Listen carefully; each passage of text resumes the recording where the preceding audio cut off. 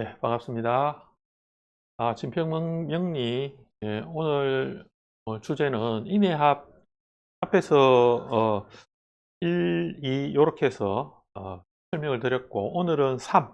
예, 해서 오늘 인해합 정도 하고 마무리하는 게 좋을 것 같아요. 예, 할 이야기는 많지만 내용은 끝없이 이제 이어지지만, 그래도 오늘은 앞에 했던 거 좀 정리하고 또 조금 추가할 것만 하고 오늘 마무리하고, 다음 장부터는 제가 이제 12운성을 좀 해 드릴까 싶어요. 12신사를 너무 많이 하니까 제가 유튜브 재생 목록에 이래 보니까 12신사를 엄청 많던데 12운성은 몇 가지 대도 안 하고, 그래서 12운성이 어찌 보면 선가지지 관계에서는 그죠, 가장 중요한 부분이고 또 해석을 할 때도 많이 쓰이고 하니까 그 부분을 좀 해 드려야 되지 않나 이렇게 생각이 듭니다. 1년 운세 부분은 제가 실시간으로 하죠. 그죠? 예, 여러분들 혹시 실시간 안 보시는 분들은 실시간 영상 재생 목록에 가면 실시간 카테고리가 따로 있습니다. 거기 가시면 이 은간들하고 다음 수요일 날 되는 때에는 예, 뭐 개수하기로 했죠. 개수하기로 했습니다. 예, 그거 하고 나면 이제 양간 안 한 것들, 안 올린 거 양간들도 좀 하고 그렇게 진행을 하니까 일간별 운세나 이런 걸 보시고자 하는 부분은 그 부분을 보시면 되고, 10분 명리에서는 주로 뭐 간단한 주제를 가지고 예, 이야기하고 또 설명하는 그런 시간이죠. 예, 그래서 오늘 인해합 세 번째로 해서 좀 중요한 부분 한두 가지 짚고 넘어가도록 그렇게 하겠습니다. 어 우리 지지육합은 중요하다고 이렇게 하기는 하지만은 잘 활용을 많이 안 하는 분들이 계세요. 예, 그게 좀 미지근하게 약간 느끼시는가 본데, 예, 그 합의 관계를. 근데 예, 이 천간합과 더불어서 지지합이 그 지지 변화를 이끄는데 굉장히 주도적 역할을 하죠. 그래서 보이지 않게 주도적 역할을 하는데 삼합과는 사뭇 그게 다르다, 이렇게 앞에 말씀을 드렸죠. 그래서 이 삼합 같은 작용의 강력한 함도 이 육합이 다 풀어내죠.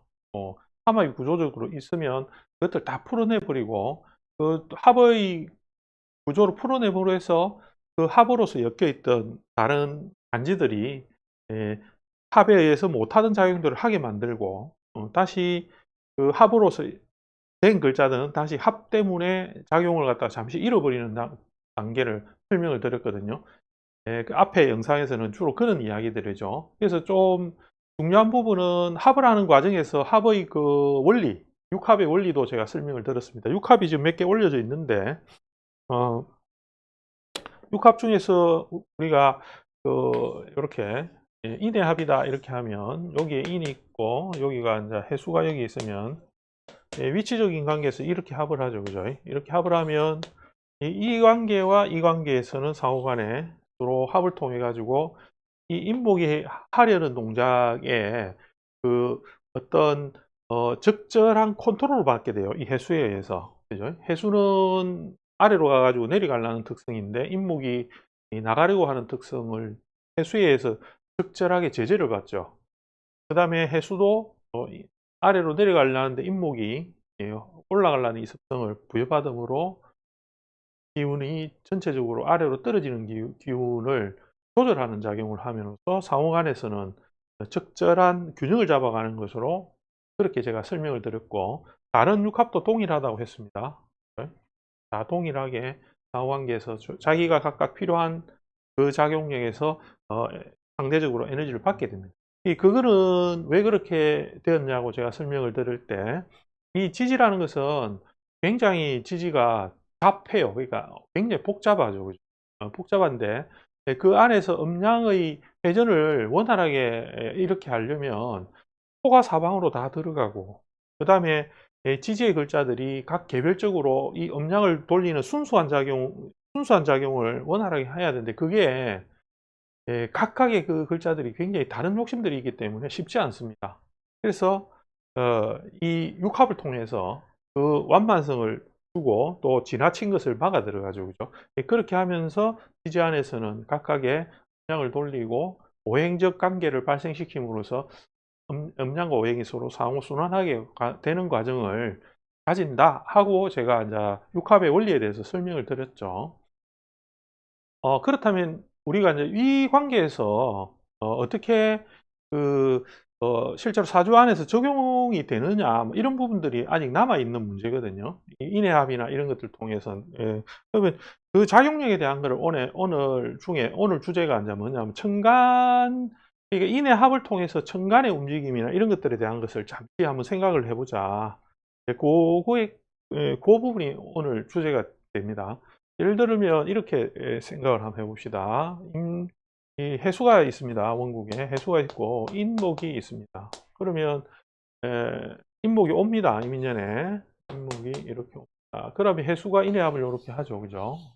합니다. 그러면 요 해수는 결국은 원래 그 작용을 하려는 그 동작에 그 본기인 목적은 임수가 되잖아요. 그죠? 임수가 되죠. 그래서 이 본기작용의 이 작용력을 이 인이 와서 못하게 해요. 그러니까 이 임수작용을 소멸시키는 거예요. 소멸이 아니죠. 변화시키는 거죠. 그죠? 이 인목이. 그래서 변화를 시키면서 해수가 그 원래 가지려 하는 그 작용력을 잠시 주춤한다고 봐야 되나? 조금 정지한다고 봐야 되나? 이런 작용력을 하게 됩니다. 자, 그런 작용에서는 이제 어떤 작용의 변화가 또 다시 생기냐면 천간에 있는 이 임수의 작용이 변화가 돼요. 그래서 이거는 천지간의 관계가 되거든요.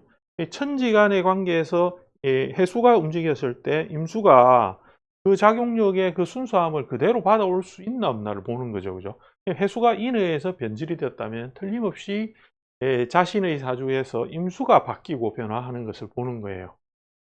그게 이민년에서 인해합을 할 때 일어나는 그 목적 혹은 변화의 어떤 양상 이런 것들의 아주 좀 구체적인 현상이 돼요.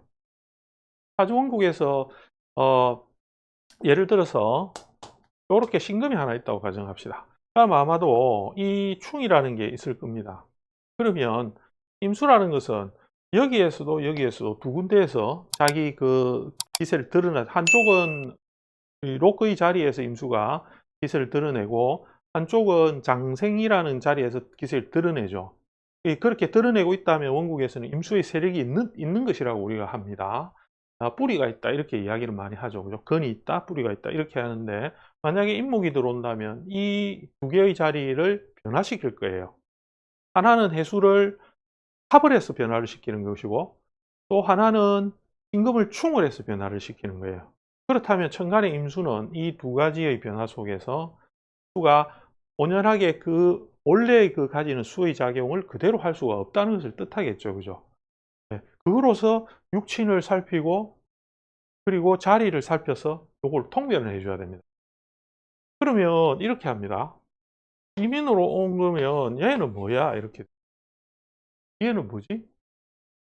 사주 안에서 이렇게 구조가 안 돼 있다 하더라도 얘가 이야기하는 게 있을 거 아니에요. 그럼 우리는 이걸 가지고 뭐라 합니까? 임수를 육신적으로 뭔가를 붙이고 임목을 육신적으로 뭔가를 붙이죠. 그렇게 통변합니다. 통변하는데 임수를 그 임수 그대로 뭐 이것이 재성이 나오면 재성을 그대로 해석하는 게 아니에요. 그 상태를 이야기해 줘야 되거든요. 그 상태를 만드는 것은 누구냐면 임목이에요. 임목이 임수 상태를 이야기하고 있어요. 그래서 운에서 이민이 왔다 하면 이 임수는 임목에 의해서 병지가 되는 그 변화된 상태의 이 모습을 해석을 해 줘야 되는 거죠. 그래서 임수를 쓰는 사람은 임수가 그대로 온 것이 아니라는 것을 이해하고 거기에 맞춰서 설명을 해 줘야 되죠. 그렇다면 요렇게 인해합을 요렇게 했을 때 이 원래 여기서 근을 들려던 모습도 변화가 돼요. 그죠? 그대로 안 가지게 되고 사주 원국에서 임수가 있었다면 요 합을 통해서 임수의 변화가 생기는 거죠. 이런 식의 일련의 그 이 임인에 왔을 때 인해합을 하면서 일어나는 변화, 그리고 임수가 이렇게 인과 있을 때의 변화, 이런 것들이 기지의 그 구조에 따라서 변화한다는 거예요. 그래서 이거를 우리가 12운성에서 그 이름을 붙여서 생록대록 이런 식의 그 호칭을 붙여서 12가지의 호칭을 붙인 게 12운성이죠. 제가 다음 영상부터 12운성을 조금 하려고 하는 것도 여러분들이 이제 오해를 자꾸 12운성에 대한 오해를 하는 경우도 많고 이 체계를 12운성을 자꾸 엉뚱하게 자꾸 생각을 함으로써 이 해석을 잘 못하는 경우가 많아요. 그래서 그 부분을 제가 좀 설명을 드려야 되겠다는 부분인데 어떤 부분이냐 하면 예를 들어서 임수가 신에 이렇게 장생을 한단 말이죠. 이렇게 생을 해요. 그러면 임수가 이렇게 하는 거죠. 임수가 신금 때문에 힘을 많이 냅니다. 이렇게 합니다. 그거는 우리가 임수가 근을 댈 수 있기 때문에 임수의 활발한 그 작용력을 받는 거죠. 그죠? 그거를 생이라는 개념으로 하면 안 됩니다. 이게 경금에서 임수로 이렇게 생을 하는 것과 신금에서 임수로 이렇게 생을 하는 것은 다릅니다. 그 지지에서 천간을 생을 하는 것은 그런 일반적 이렇게 오행적 생이 아니에요. 그게 아닙니다. 이거는 12운성으로 이야기하는 그 생이라 하는 것은 이 신금에 의해서 임수가 이제 그 모양을 생의 모양으로 드러내게 하는 것을 뜻하는 거죠. 그래서 여기서 바로 이렇게 생을 하는 것은 있을 수 없는 겁니다. 천간이 지지로서 생을 해서 목을 생하는 것도 있을 수 없는 거예요. 그렇게 하지 않습니다. 그게 궁극적으로 12운성을 보는 방법이 되거든요. 그러니까 양간들은 교묘하게 이게 여기서 생을 하면 여기서 뿌리가 좀 되고 자기 여기서 장생하는 임수가 있기 때문에 뿌리를 두기 때문에 이제 힘을 얻는 작용에서 강작의 부분에서는 교묘하게 맞기 때문에 이거를 어 이해를 여기서 그냥 이 생을 하니까 이거를 갖다 힘을 받아 가지고 야들이 금이 수를 생하는구나 막 이렇게만 생각하고 일반적으로 다 그렇게 공부를 하거든요. 대단한 오류입니다. 대단한 오류. 그래서 이 개념을 떨어내지 못하면 절대로 사주에서는 해석의 발전이 없거든요. 그래서 우리 여기 오프라인 공부하시는 분들한테는 제가 한 막 수백 번 또 이 이야기를 귀에 못이 박히도록 이야기를 하긴 하는데 그래도 버릇처럼 그게 잘 안 되죠. 그죠? 유튜브를 보는 분들도 아마 기존에 12운성 공부를 하고 하신 분들도 계속 제가 이 이야기를 하면 자꾸 토시를 달 가능성이 많은데 그게 해석이 되어야지 이해를 해야 음간의 12운성을 이해할 수 있어요. 이 관계를, 천과 지의 관계를. 원래, 원래 하늘과 땅은 이미 다른 겁니다. 똑같지 않아요. 그 다름을 인정을 해야 되거든요. 다른 작용을 하는 거예요. 원래 다릅니다. 그거를 다르지만은 서로 상호관계를 맺고 있는 거죠. 그렇기 때문에 천과 지가 구분이 되는 거고, 그래서 음양을 구분하자는 거잖아요. 그죠? 음양이라는 것은 다르다는 것을 전제로 두죠. 다르지만 한 몸이다. 이런 전제가 두는데, 그런 것들의 관계를 이해를 해야만이 12운성을 이해를 할 수 있고, 지금 이야기가 자꾸 육합에서 좀 벗어났는데, 그런 관계로 본다 하면, 우리가 인해합이라는 이 관계를 통하면, 이 해수의 변화, 인해하면서 변화, 혹은 인신충이 되는 이 변화, 이런 변화를 통해서 무엇을, 순간에 대한 인수의 변화를 같이 봐줘야 되죠. 하고 얘가 올 때 인으로 그대로 왔지만 이 인해합을 통해서 이것도 또한 변화해요. 그죠? 임수는 틀림없이 인이 가지고 있는 화기에 대한 에너지를 받으려고 하거든요. 그래서 이제 목기로 돌아가려 하는데 그러면 인은 잠시 임수한테 화를 줘야 되는 거예요. 여기에 병화가 들어있거든요. 병화랑 무토를 이 임수 해중에 줘야 되는 거예요. 해에 줘야 되거든요. 그래서 해중의 임수는 그 병화를 받으려고 하는 거죠. 그죠? 받으려고.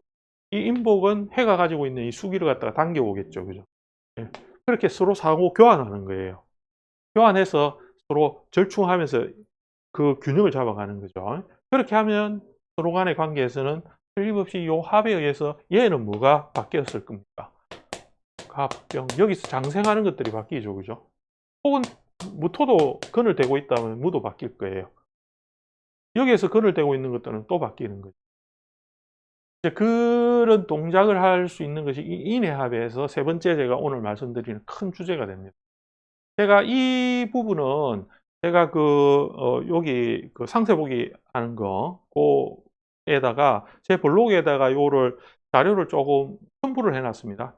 오늘 수업하는 내용에 대한 전반적인 거를 이 영상을 보고 이해가 짧으니까 이해하기가 좀 어렵다 이런 분들을 위해서 제가 타이핑을 해서 그 자료를 넣어 뒀습니다. 그래서 블로그 가셔 가지고 뭐 길지 않습니다. 한 두세 페이지밖에 안 되니까 그거를 찬찬히 이렇게 읽어보시고 한번 생각을 한번 해보십시오. 그러면 아마도 이 인해 합의 되는 그 원리나 방향을 여러분들이 이제 적용할 수 있는 약간 이런 그 역량이 생길 겁니다. 그래서 이런 부분을 잘 생각하셔야 되고, 이게 생각보다 사주 구성에 따라 굉장히 복잡합니다.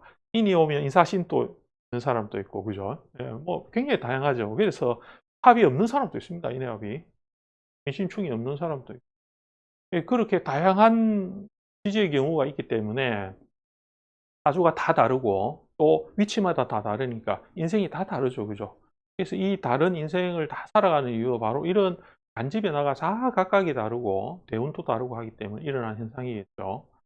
그래서 오늘은 좀 복잡하지만 조금 이렇게 아주 원론적인 이야기인데 이 이야기를 통해서 여러분들한테 요 글자들이 인해합으로 변화되는 천간과 관계성 이것을 일단 오늘 말씀드렸습니다. 그 자료 참고하셔 가지고 좀 공부를 해 보십시오. 다음 시간부터는 10분 명리 우리 할 때 12운석 조금 건드려 가기 시작하죠. 간단하게 할 겁니다. 그래서 이해하기 쉽게끔 제가 12운석에 대한 원리를 이렇게 만들어 보도록 그렇게 하겠습니다. 자, 오늘은 여기까지 하고, 어쨌든 명절이 다가오니까, 다 즐거운 설 되시고, 설 전에 제가 또 한번 인사드릴 수 있을는지 모르겠는데, 하여튼, 인사드릴 수 있겠네요. 하여튼, 그렇게 하시고, 시청해 주셔서 감사합니다.